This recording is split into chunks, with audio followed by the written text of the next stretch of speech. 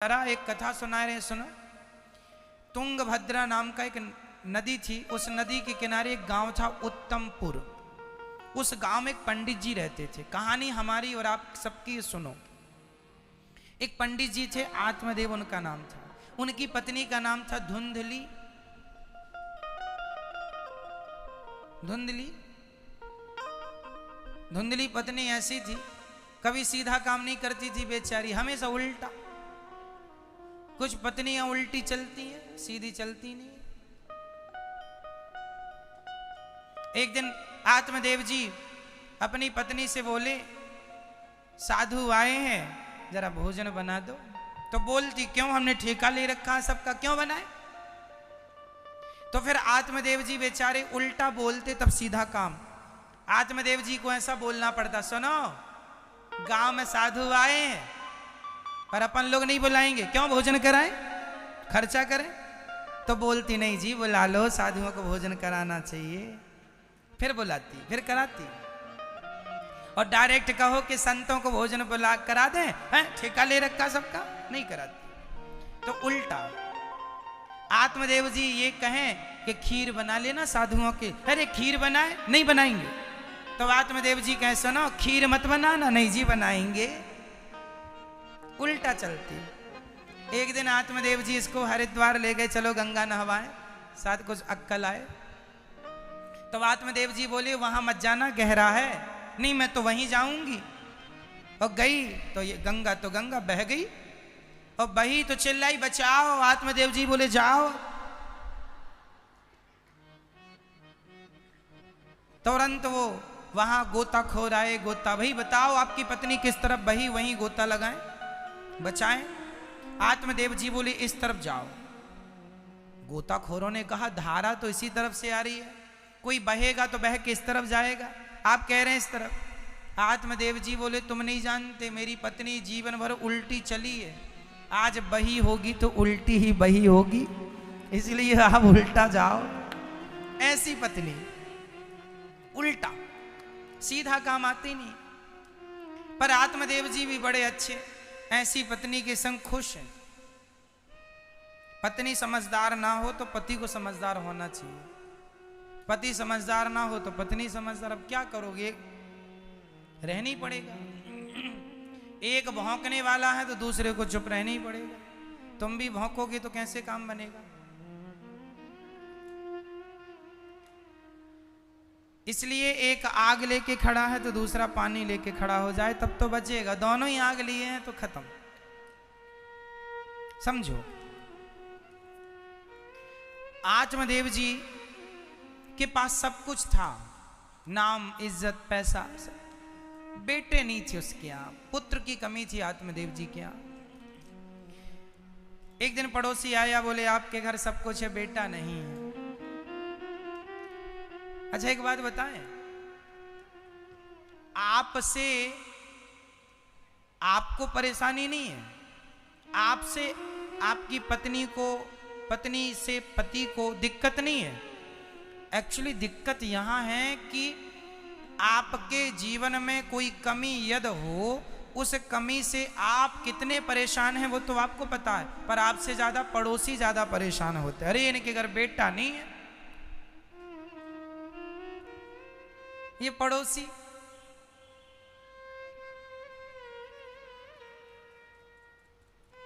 पड़ोसी कैसे हैं, जब भी आए, क्यों, बहू के कुछ है, कुछ नहीं, अरे राम राम, कुछ नहीं। फिर महीने भर, बहू के है कुछ नहीं। लो भैया 4 साल हो गए, बहू के कुछ नहीं। अब यहां का देखो, सब ले लिया जानकारी, इंफॉर्मेशन इकट्ठी कर ली। पड़ोसन, सुनो, फलाने की बहू के 4 साल हो गए, 4 साल, कोई बेटा नहीं है।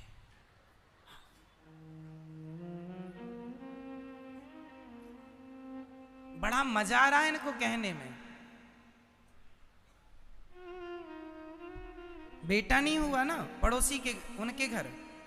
तो ये लोग सारे इनके खा पी लिए, ये हाजमौला तो खाते नहीं कि भोजन हाजमौला से पचे, इनका प्रपंच से पचता है। प्रपंच करेंगे, बहू के बेटा नहीं होने के लिए, 4 साल हो गए। और ऐसे बताएंगे कि बस वही सुने जिसको कह रहे हैं। डर भी तो लगता है। चोर तो चोरी करने में डरेगा, ये चोरी है, चुगली करना क्या है, पाप है।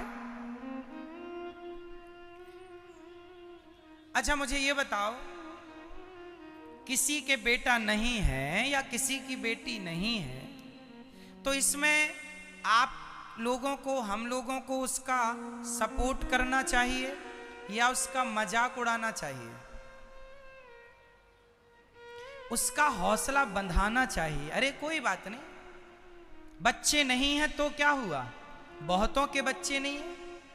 मीराबाई के बच्चा था तो नाम बता दो। और बच्चों से आपके बेटा हो जाए, इससे ही आप श्रेष्ठ बनोगे क्या? बेटों से कोई श्रेष्ठ बनता तो फिर बहुत सारे बेटे थे रावण के। कितने बेटे थे रावण के? कौन बताएगा? रावण के बेटे कितने थे? कितने? 100 तो धृतराष्ट्र के थे। रावण के बेटा थे 1,00,000। रावण के कितने पुत्र थे? 1,00,000। एक कहावत है ना, 1,00,000 पूत 1,25,00,000 नाती, जिसके घर पर दिया ना बाती। जिसके घर में 1,00,000 बेटा और 1,25,00,000 नाती थे, उसके घर में कोई दिया जलाने वाला नहीं बचा। 1,00,000 पूत 1,25,00,000 नाती, जिसके घर पर दिया ना बाती। तो 1,00,000 बेटे रावण के थे, तो 1,00,000 बच्चे पाके कौन सा महान हो गया वो? आज भी गली गली पुतले जलाए जाते। कहो जी। राजा सगर के 60,000 बेटे थे, कौन से महान हो गए वो? कौन सा गढ़ जीत लिया? बेटा पाने से कोई महान होता, कोई श्रेष्ठ होता तो सबके तो लगभग बेटे हैं, बच्चे हैं, सब ना महान हो जाते। बच्चों को पाने के लिए संसार में हम नहीं आए। हमारा उद्देश्य पुत्र प्राप्ति नहीं है, भगवत प्राप्ति है, ईश्वर की प्राप्ति। मीराबाई के बेटे का नाम क्या था? कोई बेटा था? नहीं था। आप कहेंगे महाराज जी बच्चा तो होना चाहिए, नहीं तो महिला स्त्रियों को। अच्छा, ये बातें उल्टी सीधी केवल स्त्रियां ही करती हैं। किसी के बेटा ना हो तो को सबसे ज्यादा बूढ़ी स्त्री वो ही परेशान है सबसे ज्यादा बुढ़ापे में। बहू के बेटा नहीं है तो तुम्हारी बहू के तो 4 हैं, तुमने कौन सा गढ़ जीत लिया?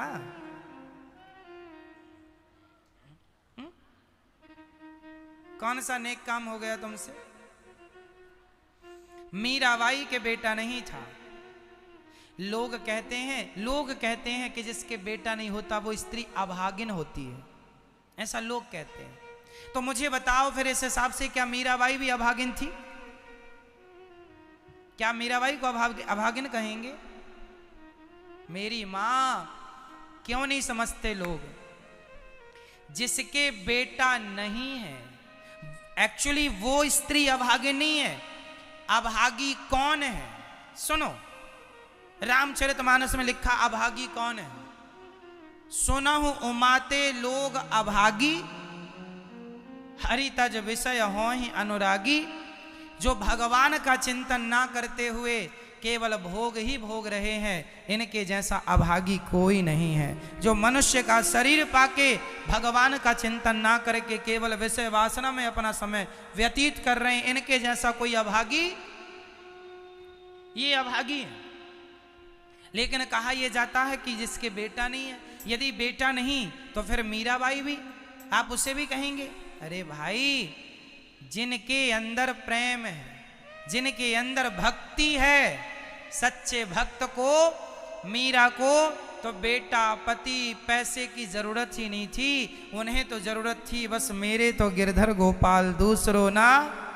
जो भगवान को अपना मान लिया फिर उसे किसी की जरूरत ही नहीं पड़ती। और मैं कहता हूं कि बेटे के लिए नहीं, भगवान के लिए रोया करो मेरी माँ। रोने भगवान के लिए रोएंगे तो भगवान मिलेंगे।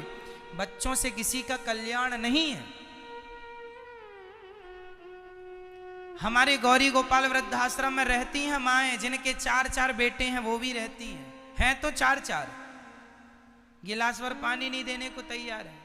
5-5 बच्चे हैं जिनके, वो माएँ भी आपको यहाँ गौरी गोपाल वृद्धाश्रम में मिल जाएंगी। परसों नरसों एक माँ ने बताया 2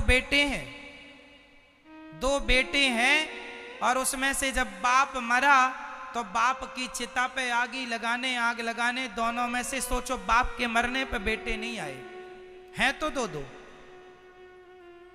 बाप के मरने पे चिता पे आग लगाने बेटा नहीं आया और माँ को रोटी देने नहीं आए। सो माँ यहाँ रहती हैं गौरी गोपाल वृद्धाश्रम में, यहाँ रहती है दास में। समचरण दबा के हम सेवा करते हैं। खुद की औलाद अपनी माँ को एक रोटी ना दे पाई। किया तो था बच्चा पैदा इसीलिए कि बुढ़ापे का सहारा बनेंगे। रोया तो था बच्चों के लिए। इसलिए कहता हूं बेटों के लिए नहीं, भगवान के लिए रोइए।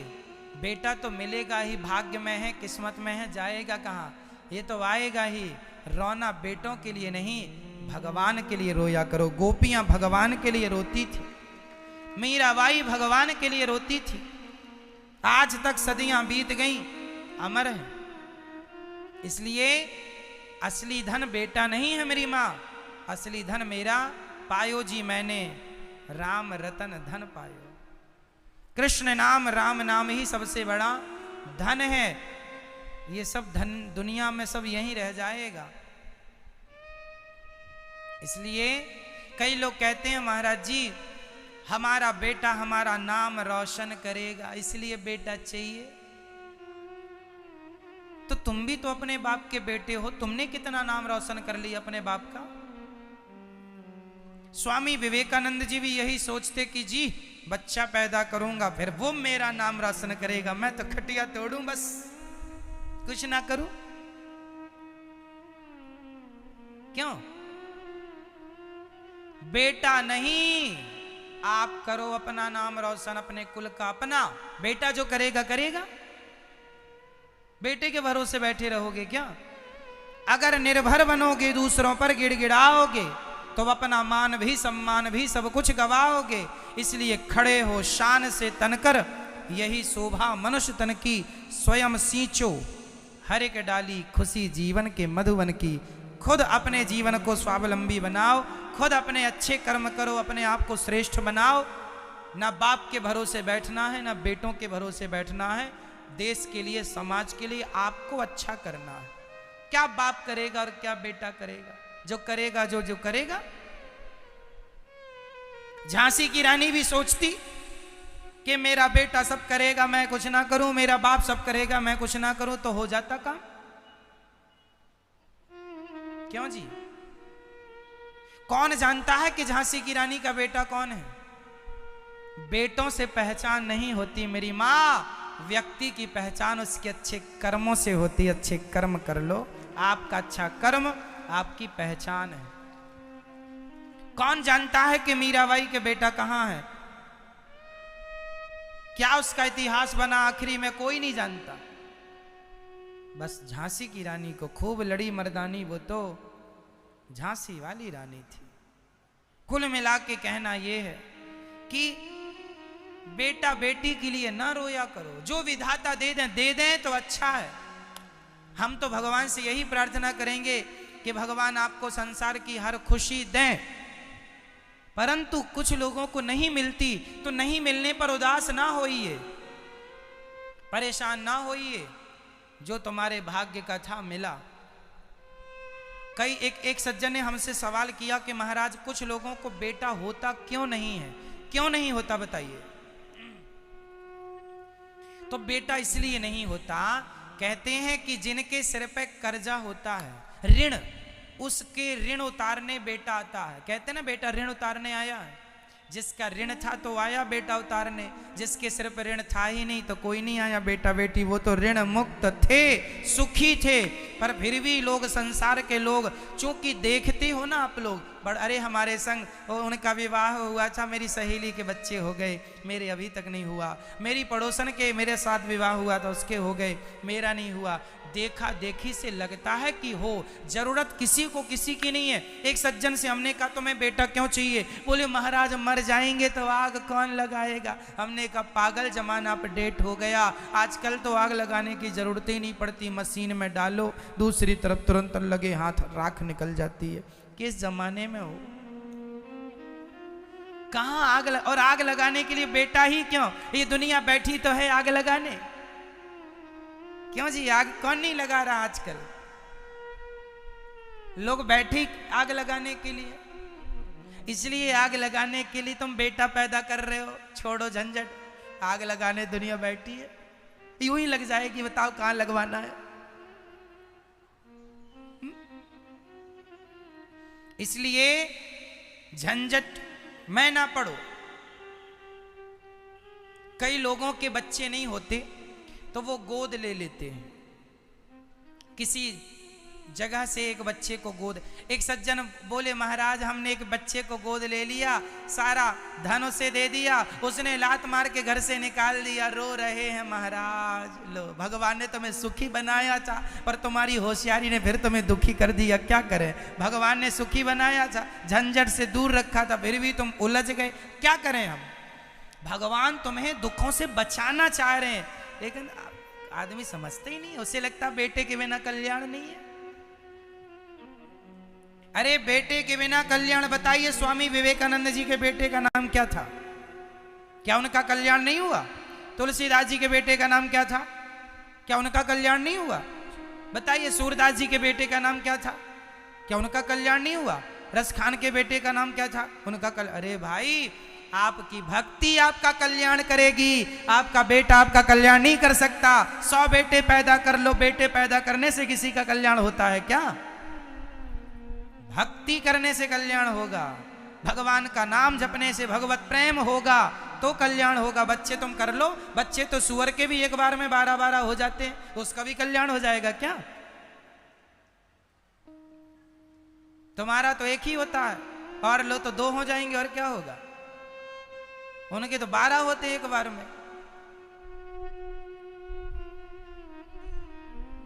बेटों से गति नहीं है, भक्ति से गति है। इसलिए नाता एक राम जी से, दूजा नाता तोड़ दे, आशा एक राम जी की, दूजी आशा छोड़ दे। मोहे तो भरोसो इन चरणन केरो, हमें तो केवल अपने गोविंद पे भरोसा है, भगवान पे भरोसा है।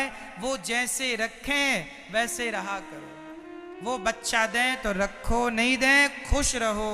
भगवान की मर्जी में, भगवान की मर्जी में खुश रहो। मेरे अलवेले राम तेरी मर्जी का, हो तेरी मर्जी का, तेरी मर्जी का मैं हूँ गुलाम।